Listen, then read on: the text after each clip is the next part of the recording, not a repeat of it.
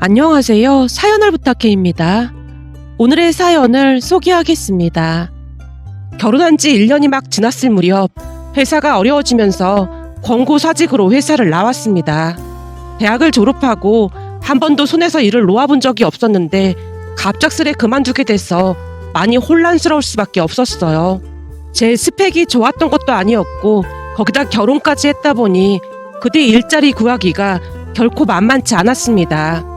그러다 보니 갑자기 외벌이가 된 남편에게 미안한 마음이 들어 매일 아침 일찍 일어나서 아침 식사를 준비했어요. 그날도 역시 남편이 먹기 쉽게 간단한 국과 함께 주먹밥을 준비했는데 식탁에 앉아있던 남편이 미안한 듯 입을 열었습니다.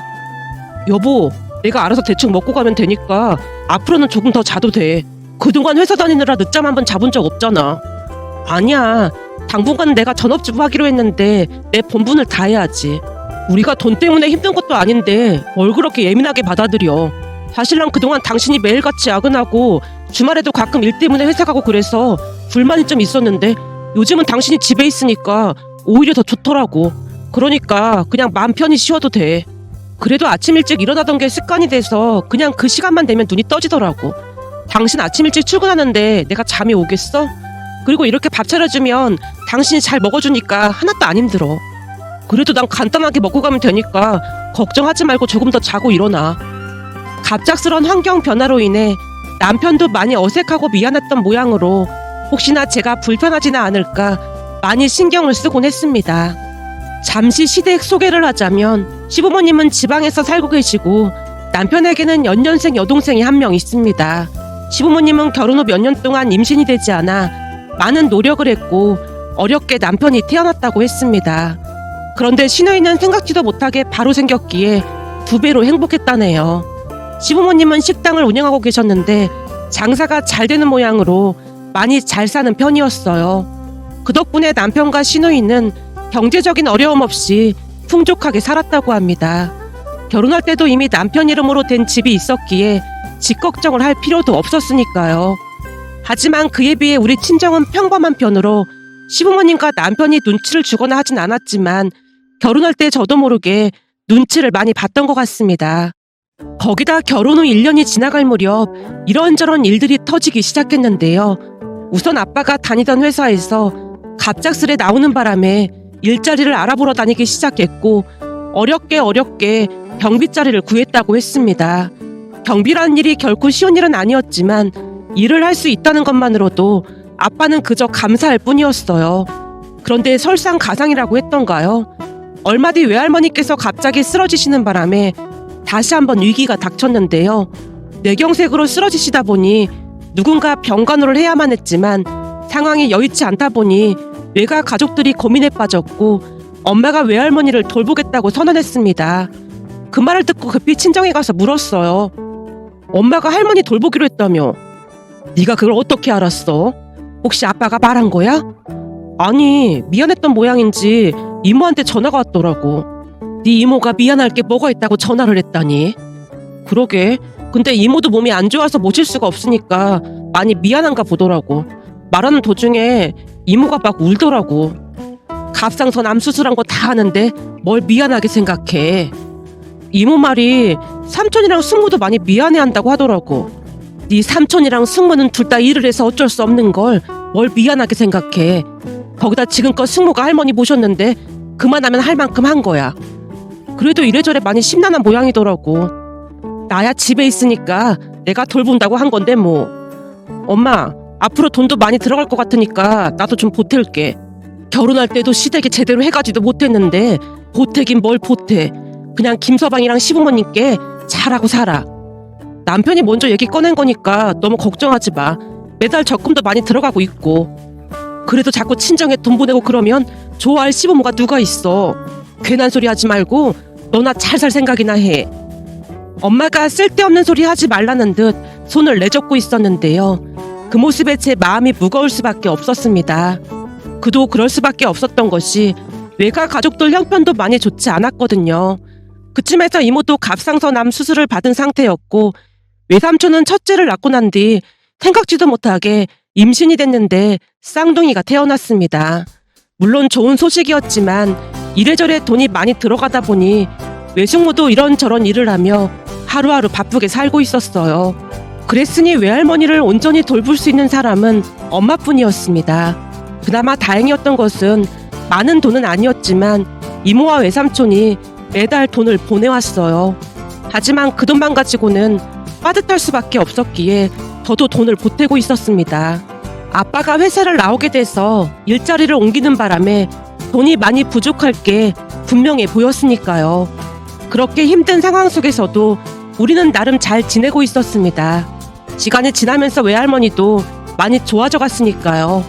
그런데 그 와중에 저까지 권고사직을 당했으니 제 입장에서는 대체 무슨 일인가 싶은 생각마저 들었기에 어느 날 엄마에게 하소연을 했습니다. 엄마, 진짜 이상하지 않아? 뭐가 이상하다는 거야? 아니, 계속 안 좋은 일만 생기잖아. 이 정도면 조상님이 화나서 그러는 거 아닐까? 넌 나이도 젊으면서 무슨 그런 말을 하니?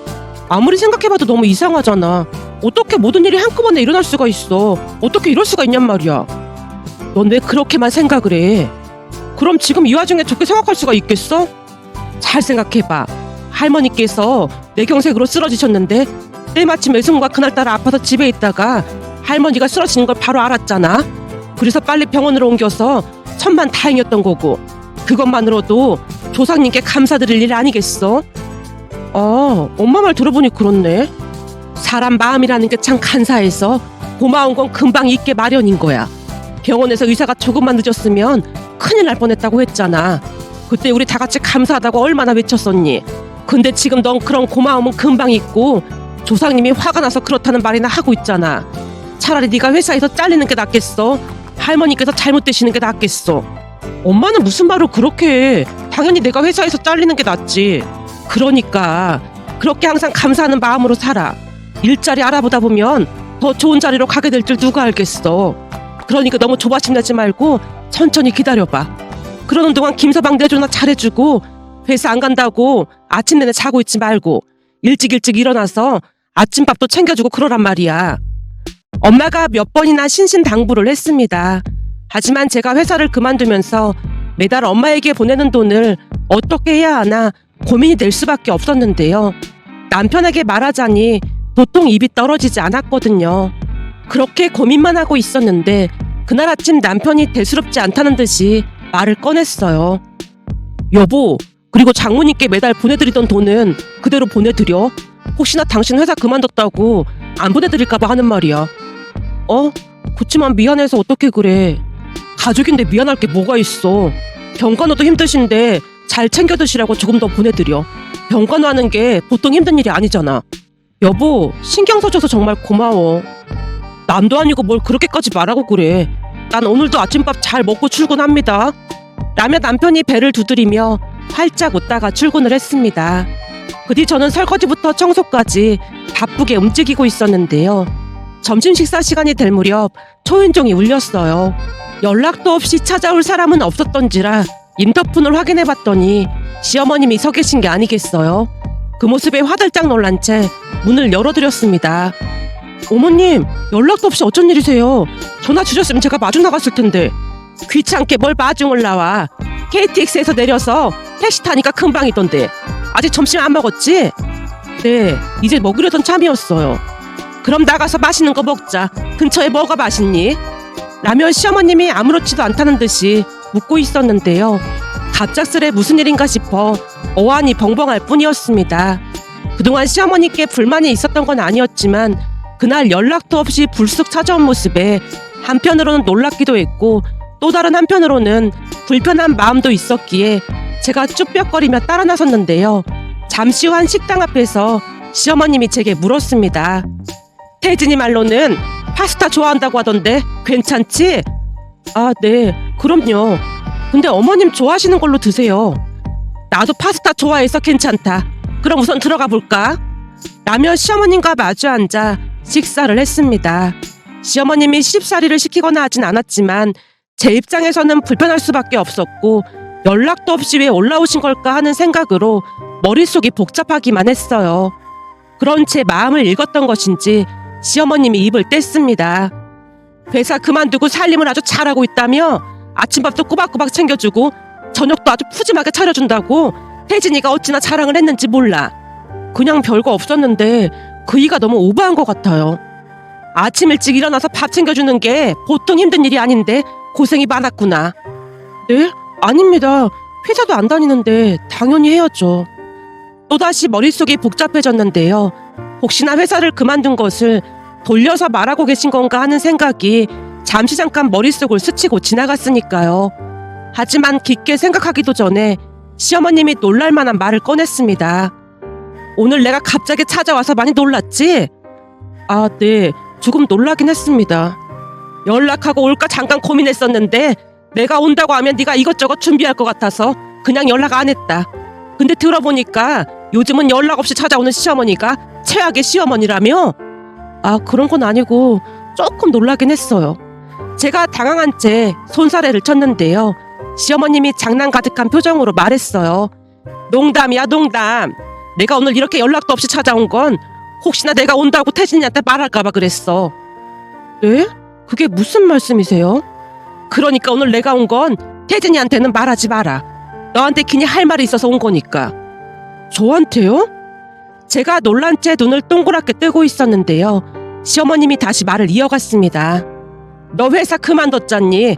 근데 사부인이 병간호까지 하고 계신다며? 그이가 말씀드린 거예요? 어쩌다 보니 통화하다 듣게 됐는데 그동안 매달 돈을 보내드렸다며? 회사 그만둔 뒤로 엄마가 보내지 말라고 해서 안 보내고 있습니다. 왠지 모르게 눈치가 보여 제가 급히 대답을 했고 시어머님이 당황한 채 대답했습니다. 아니, 돈을 보냈다고 뭐라고 하려던 게 아니라 혹시나 너 마음고생할까봐 내가 매달 돈을 좀 보내주려고 그런다. 어머님께서 돈을요? 예전에 우리도 네 시아버지만 돈 벌고 나는 집에서 살림만 했었거든. 물론 네 시아버지가 눈치를 준 적은 없었지만 이상하게 눈치가 보이더구나. 그래서 네 심정이 좀 이해가 된다고 해야 하나? 거기다 돌아가신 니들 할머니가 시집살이를 아주 어마어마하게 시켰거든. 그러다 보니까 혹시나 내가 친정으로 돈이라도 빼돌릴까 싶어서 가계부를 가지고 와봐라. 통장 내역을 보여달라. 그러시면서 눈에 불을 켜고 따져 물으셨다. 그때만 생각하면 아직도 치가 떨린다니까. 그래서 지금까지도 가계부를 쓰시는 거예요? 내가 가계부를 쓰는 건 어떻게 알았니? 그이가 말해줬어요. 가계부의 달인이시라고요. 그렇긴 하지. 나한테 가계부 적는 법을 물어본 사람도 많긴 했지. 그게 다 니들 할머니 덕분이긴 했어. 어찌나 까탈스럽게 하시던지 나도 살 길을 찾다 보니까 가계부의 달인이 돼 있더라니까. 그때 생각이 나는 것인지 시어머님이 알듯 말듯 미소를 짓고 있었습니다. 그리고 다시 입을 열었는데요. 아무튼 내가 매달 돈 보내줄 테니까 너랑 나만 알고 있자꾸나. 사부인께도 매달 돈 보내드리고. 아닙니다. 안 그러셔도 됩니다. 안 그러셔도 되긴 뭐가 안 그러셔도 돼. 지금도 남편 눈치나 보고 있으면서. 그리고 죽을 때 돈 싸질머지고 갈 것도 아니고 내가 며느리한테 그 정도 돈도 못 쓰겠니? 내 입으로 이런 말 하기 좀 그렇긴 하지만 내가 이래봬도 기부도 많이 하고 그런다. 네, 그것도 들어서 알고 있어요. 그이도 매달 꾸준히 기부하고 있거든요. 아주 잘하고 있구나. 가진 걸 나누면 행복이 2배가 되거든. 넌 착해서 그런지 이상하게 마음이 쓰여. 볼 때마다 착하게 참 잘 자란 것 같아. 그래서 처음부터 마음에 쏙 들었다. 요즘 세상에 부모님 힘들다고 도와드리는 사람이 몇이나 되겠니? 그런 마음이 참 착하고 기특해서 그런 거니까 사양하지 말고 받아. 라며 시어머님이 매달 꽤 큰 금액의 돈을 보내주셨습니다. 젖달에 보내주신 돈을 보고 놀라서 전화를 드렸지만 시어머님은 별일 아니라는 말만을 할 뿐이었습니다. 그런 시어머님께 감사한 마음이 들어 시댁에 갈 때마다 이런저런 밑반찬을 해드리기도 했는데요. 식당을 운영하시긴 했지만 두 분 다 제가 해드리는 음식을 참 좋아했거든요. 그날도 가족 모임이 있어서 시댁에 갔고 제가 해온 음식을 맛보던 시어머님이 한박 웃음을 지었습니다. 그동안 누가 해준 음식 먹기가 참 힘들었는데 우리 며느리 덕분에 입이 호강한다. 가만 보면 손재주가 있어. 식당 하는 나보다 음식을 더 잘한다니까. 아니에요. 어머님이 좋게만 봐주셔서 그런 거예요. 진짜라니까. 우리 식당 직원들도 먹어보더니 다들 맛있다고 했다니까. 어머님, 설마 식당에도 가지고 가신 거예요? 거긴 전문가분들만 계실 텐데 너무 창피하네요. 걱정하지 마라. 다들 아주 맛있게 잘 먹었으니까. 라며 시어머님이 다시 한박 웃음을 짓고 있자 신우이가 한마디 했어요. 언니, 반찬 진짜 맛있어요. 저도 좀 만들어주면 안 돼요? 언니 귀찮게 무슨 그런 부탁을 해. 시어머님이 신우이를 나무라는 모습에 제가 급히 대답했습니다. 아가씨, 집에 한번 오세요. 제가 만들어 드릴게요. 진짜요? 알았어요. 반찬 만드는 게 젤로 힘든데 진짜 잘 됐네요. 신우이가 좋아하는 모습에 저도 덩달아 기분이 좋아졌습니다. 그 뒤 신우이는 오며 가며 반찬을 받아갔고 별로 힘든 일도 아니었기에 저도 기쁜 마음으로 반찬을 만들어줬지만 어느 날은 집에 들어섰던 신우이 표정이 심상치가 않아 보였습니다. 어딘지 모르게 불만이 가득해 보인 채 짜증을 냈거든요. 아가씨, 혹시 제가 뭐 잘못한 거라도 있을까요? 제 물음에 신우이가 곁눈질로 저를 노려보는 모습에 더욱 긴장을 한 채 신우이를 바라봤는데요. 신우이가 어이없다는 듯이 입을 열었습니다. 새언니, 혹시 우리 엄마한테 돈 받고 있었던 거예요? 네? 아, 그게라고 하는 거 보니까 받고 있었단 말인 거네요. 신우이가 따지듯 묻고 있었기에 제가 힘없이 고개를 끄덕였는데 왠지 모르게 죄인이 된 것 같은 느낌이었거든요. 제가 고개만 숙이고 있자 신우이가 다시 입을 열었습니다. 혹시 오빠도 알고 있었던 거예요? 어머님이 그이한테 말하지 말라고 했는데 말을 안 할 수가 없어서 말했어요. 근데 왜 저만 속인 거예요? 네? 아가씨를 속이다니요. 그럼 이게 속인 게 아니고 뭐겠어요. 이 사실을 저만 몰랐잖아요. 언니는 양심이 없어도 너무 없네요. 그래서 그동안 아주 기쁜 표정으로 나한테 반찬을 해준 건가요? 네?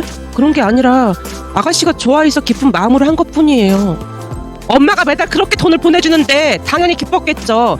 세상 어떤 시어머니가 며느리한테 그런 큰 금액을 보내주겠어요? 나만 속이고 가족끼리 아주 행복했겠네요. 아가씨, 오해하지 마세요. 제가 갑자기 권고사직을 당하다 보니까 어머니께서 걱정돼서 그러신 거예요. 그러니까 그걸 왜 새언니가 받냐고요. 엄마가 준다고 해도 싫다고 거절했어야죠. 그걸 낼름 받는 것도 참 웃긴 거 아니에요? 아무튼 그동안 반찬 얻어먹으면서 눈치 좀 보였는데 이젠 눈치 볼 필요도 없겠네요. 오히려 언니가 음식에 최선을 다해야겠네요. 그만한 대가는 치러야 하는 거잖아요. 그렇잖아도 요즘 반찬이 부실해서 좀 짜증났었는데 반찬 종류를 좀 새로 개발해보세요. 그리고 오빠한테 들어보니까 매일 아침 그렇게나 식사를 잘 차려준다면서요? 그냥 있는 반찬으로 차려주는걸요 뭐. 사실 우리 남편도 꼬박꼬박 아침밥 먹고 다니는데 제가 요리에 영 소질이 없다 보니까 보통 힘든 게 아니거든요.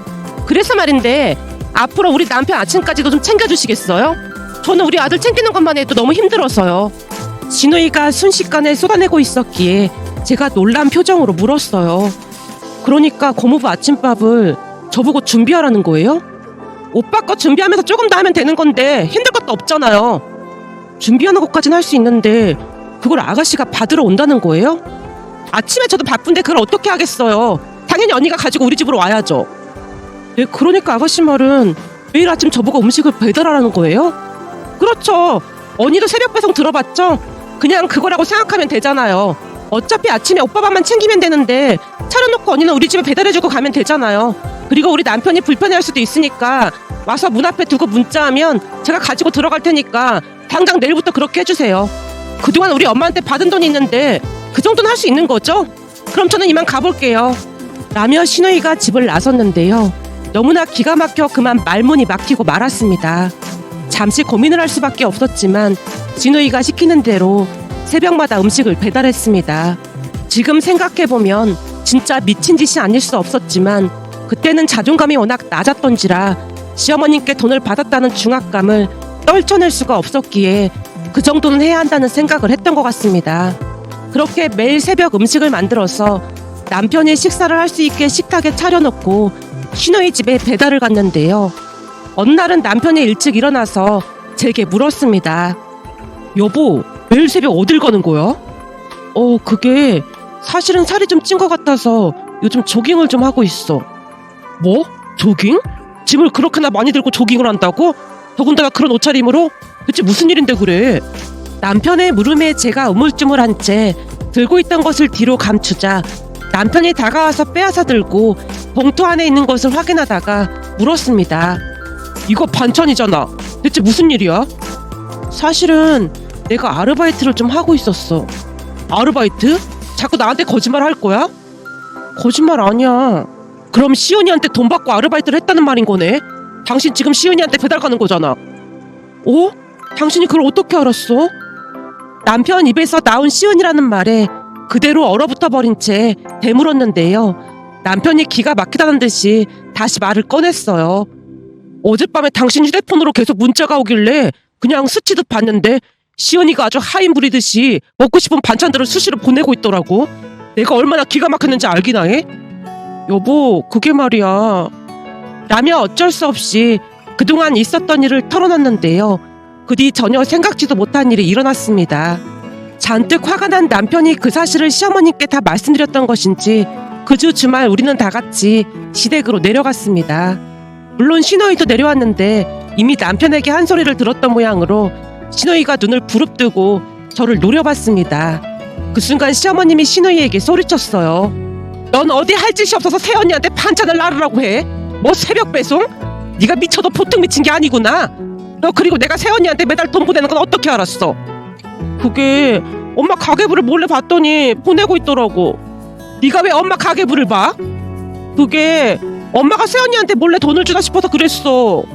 아니 내가 네 새언니한테 돈을 주던 말던 네가 뭔 상관이라고 그걸 확인하고 있어. 나보다 많이 주나 확인한 것뿐이야. 너 말 한 번 잘했다.